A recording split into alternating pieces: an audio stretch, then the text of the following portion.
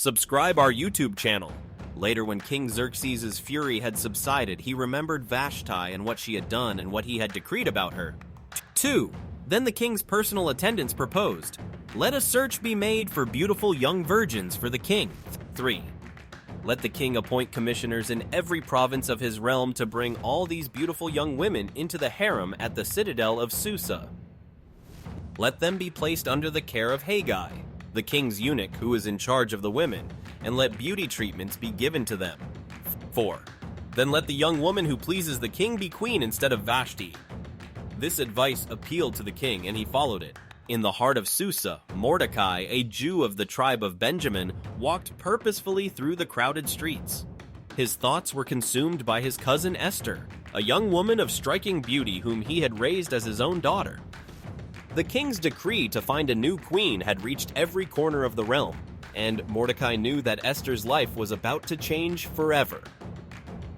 Esther stood among the other women, her heart pounding as she awaited her turn to be presented to Hegai, the king's eunuch. She had not revealed her heritage as Mordecai had advised. Hegai approached, his discerning eyes assessing each candidate with care. "You there," he said, pointing to Esther. "Follow me." Esther gazed at her reflection, hardly recognizing the woman she saw. The process was long, 12 months of meticulous preparation, but Esther's natural grace and charm endeared her to Hegai and the other attendants. "You have a rare beauty, my dear," Hegai remarked.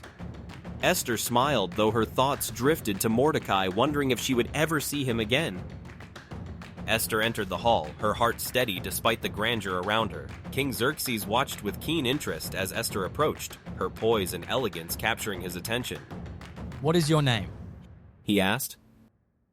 "Esther," she replied, her voice steady and clear. King Xerxes declared Esther his queen, her humility and grace winning his favor above all others.